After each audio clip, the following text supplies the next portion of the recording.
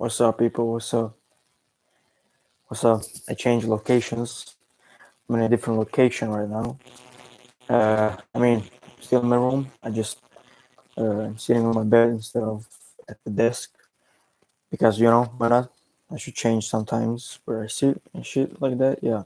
Anyways, let's start with the video. Let's start with the live stream.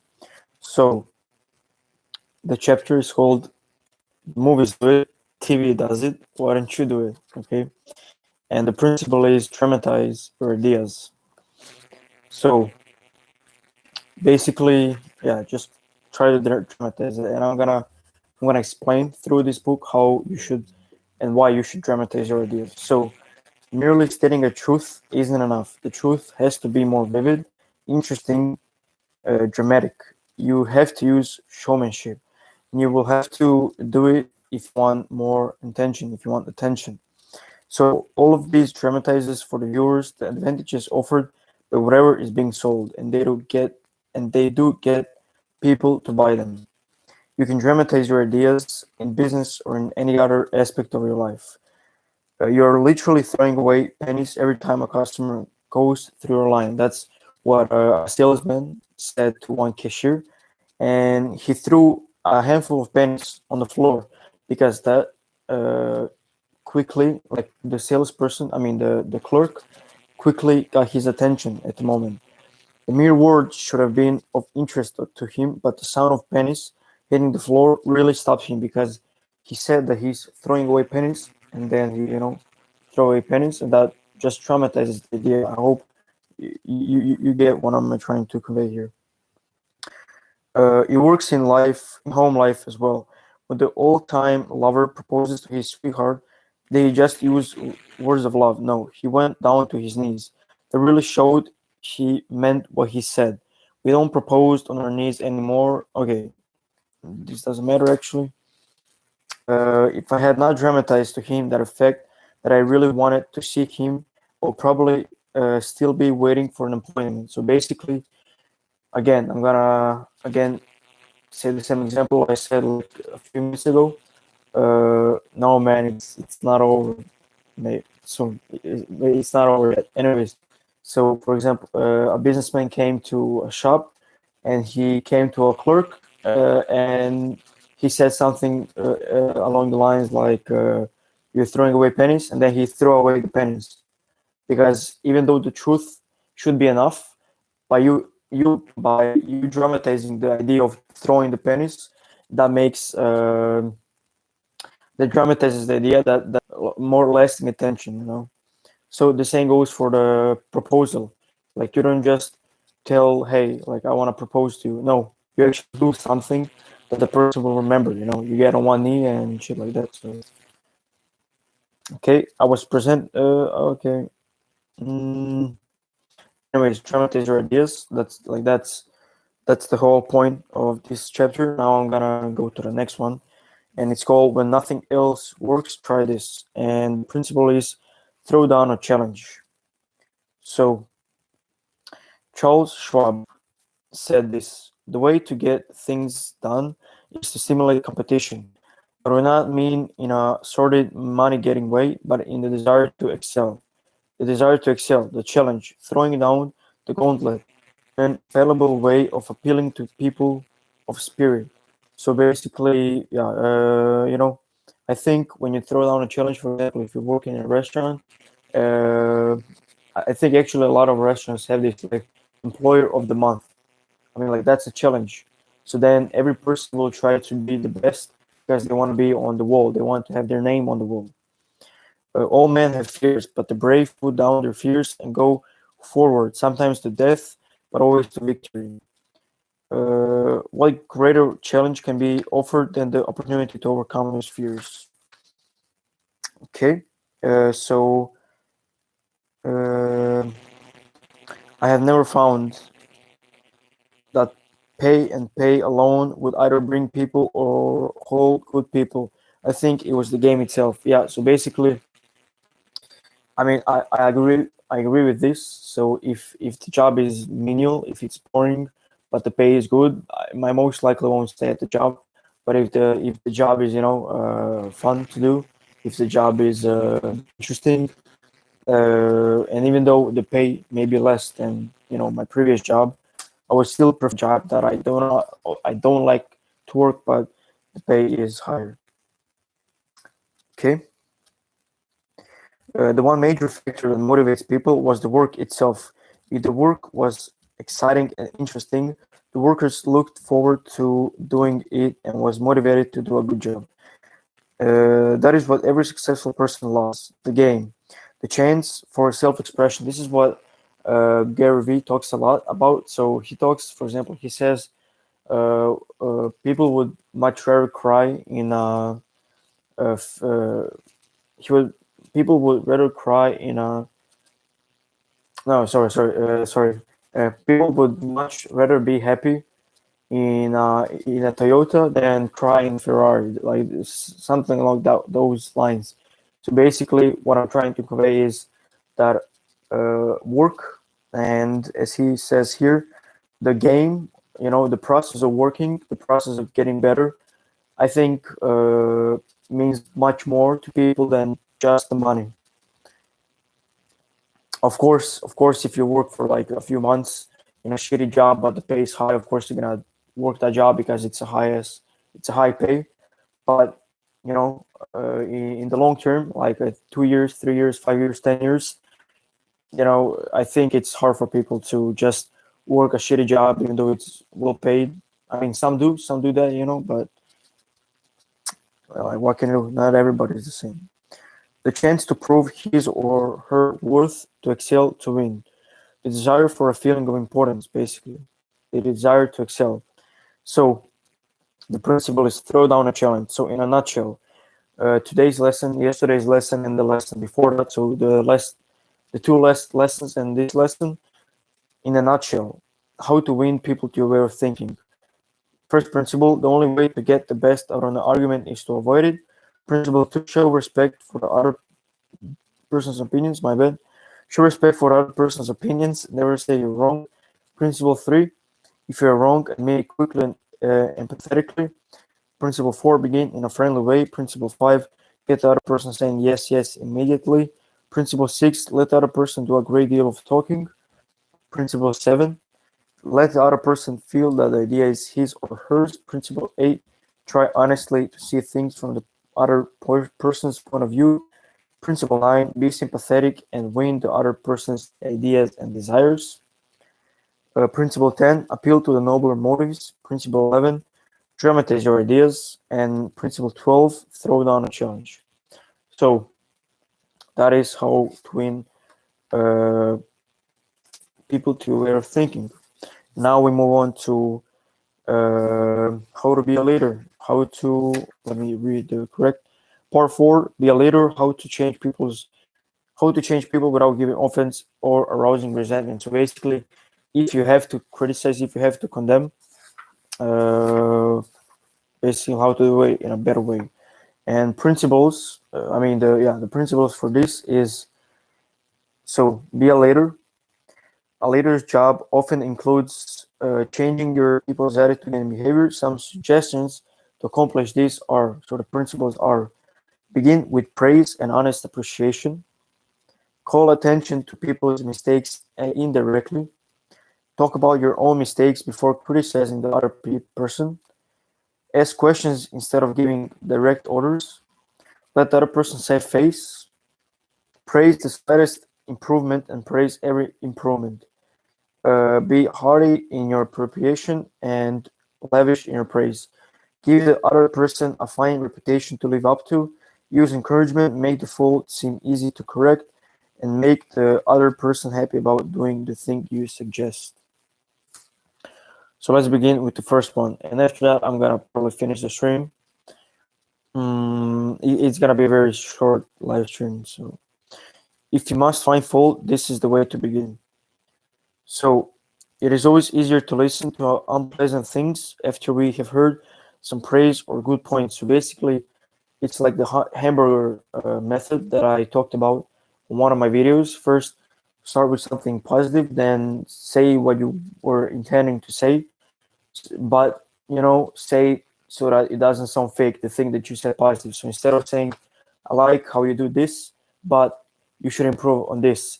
Like that sounds really unproductive because the first praise sounds like it doesn't sound honest. So instead of doing that, you should say, "I really like how you did so and so, and I would really appreciate if you would focus more on this because this at the moment is more important. However, I still do like how you do so and so, for example." That's one uh, way of you know criticizing, but criticizing in a good way, not criticizing, but pointing out the problems. There are some things in regard to which I'm not quite Lincoln, and he instead of condemning his general who made a mistake, he said there are some things in regard to which I'm not quite pleased with you. Yet you will not. Yeah, okay. So, and he praised the general because if you just condemn somebody, it's not really gonna help. Yeah. Okay. Okay. These are all stories, and basically the principle is begin with praise and honest appreciation. I don't think we have to stick around that much about on this principle. So begin with praise and honest appreciation. So yeah, so be honest in your like don't say something that you don't really think. Like don't compliment somebody even though you just want to tell the other person the thing that you don't like about their work. Instead, try to be honest and try to find something that you really appreciate about the other person. How to criticize and not be hated for it. So Charles Schwab was passing through one of his steel mills one day at noon when he came across some of his employees smoking. Immediately above their heads was a sign that said "No smoking." Did Schwab point to the sign and say, "Can't you read?"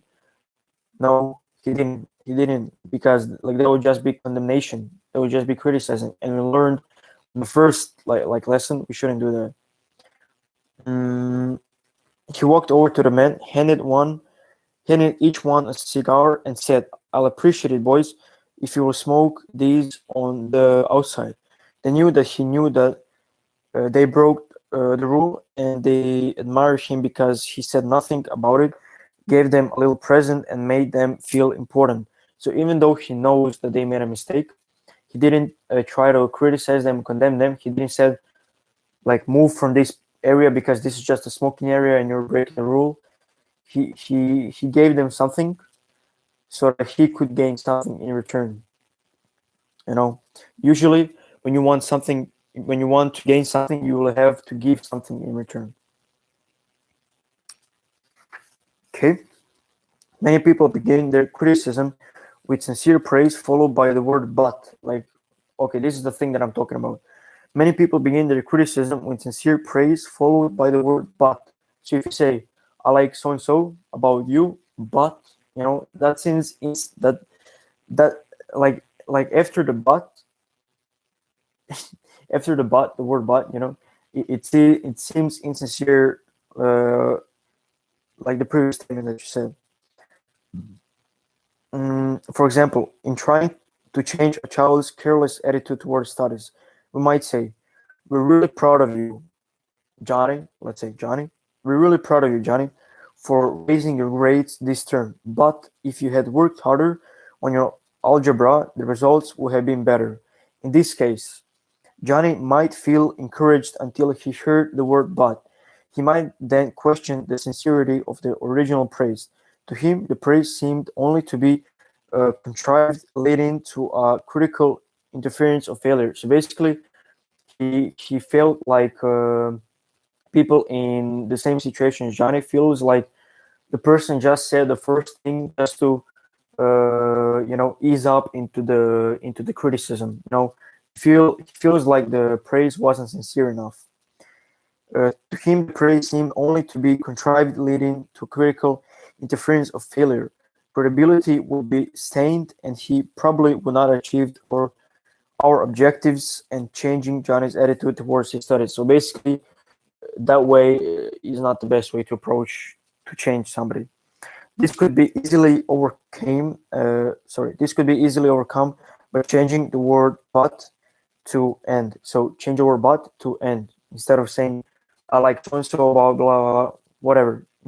You know, positive and, you know, like use the word "and" instead of "but," and then the negative side. You know. So let's see an example. The same example with Johnny. We are really proud of you, Johnny, for raising your grades this term, and by continuing the same by continuing the same efforts, next term your algebra grade can be up with all the others. So, like, I hope you can see the difference with using the word and using the word but. You know, when you say but, it doesn't seem sincere. When you say and, it seems, more sincere. Now, Johnny would accept the praise because there was no follow up of an interference of failure. So it didn't seem like the parents tried to use the positive thing to ease up on a negative thing. He like when you use like terms like these, you feel like the praise was sincere, and they actually want him to succeed, and they're not trying just to criticism. So they feel proud and they know he can do better. Um we have called his attention to the behavior we wish to change indirectly. Okay, so you have to. I think. I mean, I'm not a father. I'm not a parent, so I don't know. I'm not a boss to anybody. I don't know, but I think it would be much better to uh, change someone's behavior indirectly instead of trying to, just criticize them, because criticism will lead to nowhere, and the chances are he will try to live up to the expectations. Calling attention to one's mistake indirectly works wonders with sensitive people who may resent bitterly any direct criticism.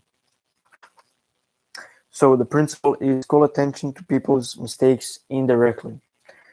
And I think, wait, let me see. Okay, I'm gonna read one more.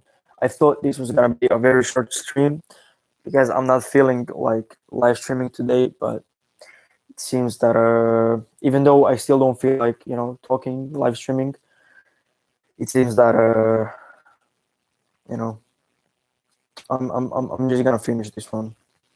I'm just gonna finish the next chapter, and then I'm gonna end the live stream. So, anyways, talk about your own mistakes first. So, talk about your own mistakes first. But I wanted to call so and so's attention to a mistake. I used to begin by saying, "You have made a mistake, Johnny," somebody, "but the Lord knows it's no worse than many I have made." So, if you have to criticize somebody, first criticize yourself. So, because, for example, if I criticize my child, it's easy to say like you did this and you're blah blah. You're like it's very dumb that you did this. Instead, the author used this. You made a mistake, but who know? Like I know that Lord knows that it's no worse than the many I have made. You were not born with judgment. That comes only with experience, and you're better than I was at your age. I have been guilty of so many stupid, silly things myself. I have very little inclination to criticize you or anyone. But don't you think it would have been wiser if you have done so and so? Okay, so it doesn't have to be word for word what he said, but I hope you get the memo. It isn't nearly so difficult to listen to a ridicule of your own faults if the person criticizing begins by humbly admitting that he too is far from impeccable. So a person will most likely listen to the next letter. Okay, I'm not gonna read it. I'm not gonna read the letter because it's too long. He should have began by talking about his own shortcomings. Yeah. So first, begin by talking about your shortcomings. Of course, if you have to criticize somebody, maybe one approach could be that you start with, criticizing yourself. Admitting one's own mistakes, even when one hasn't corrected them, can help convince somebody to change their behavior. Naturally, I didn't want David to smoke. Okay, so this is about a parent and a child, and the father said, naturally, I didn't want his son. I didn't want my son to smoke, but his mother and I smoked cigarettes. We were giving him a bad example all the time. I explained to Dave how I started smoking at about his age and how the nicotine had gotten the best of me, and now it was nearly impossible for me to stop. I reminded him how irritating my cough was and how he had been okay, sorry. I reminded him how irritating my cough was and how he had been after me to give up cigarettes not many years before. So how his son was trying to make his father stop smoking cigarettes. I didn't exhort him to stop or make threats or warn him about the dangers. All I did was point out how I was hooked on cigarettes and what it had meant to me. A good leader follows this principle. Talk about your own mistakes before criticizing the other person. So today we learned. What did we learn today? Uh, let's see. Okay, today we learned to dramatize your ideas, so dramatize your ideas when you can imagine your idea, maybe try to dramatize it. For example, I'm gonna again use the same example because I cannot think of anything at the spot. Uh, like let's say you work for a bank and you say like you're just dropping away pennies and you actually drop the pennies. It dramatizes the idea. It lures the attention of the people watching. And the second principle is throw down a challenge. So make so in a workplace it will be much fun. It will be much better. It will be much more interesting, much more exciting to to put a challenge for the people working. And I mean, like the same principle can be applied in the family. Begin with praise and honest appreciation. That's the third principle. That's pretty self-explanatory. And the second principle was call attention to people's mistake indirectly. So use the hamburger method, say something positive then negative and connect the positive and negative with the word and instead of but. Because if you use the word but, then it sounds insincere. And the last principle that we learned today was talk about your own mistakes before criticizing the other person. So, for example, if you're talking with your employee, if he has done some blunder, think about the time that you did something similar. I mean, if you did something similar, and then, for example, say to him like, you did this wrong, but I was now better when I was your age, when I was first starting to work, the same as you. So I understand your position, and I'm not angry or anything. I just wanted to point it out so you can, understand why I'm criticizing you. So yeah, that's it for today. I think I could actually finish. Yeah, I think I could finish this book tomorrow. Actually, yeah, I'm gonna finish this book tomorrow, and then we move on to another book. I don't know which book. I talked about which book in one of the streams, but you know, we'll see. We'll see. We'll see which book. So, anyways, thank you all for watching. Really appreciate you all coming to this live stream. Really means a lot to me. Thank you all for watching once again. Please like if you enjoy these live streams. Comment down below what you think of today's lesson. Also subscribe if you haven't subscribed. If you want to support the channel, subscribe. So yeah, anyways, thank you all for coming here, and I'm gonna end the live stream now. So yeah, thank you all.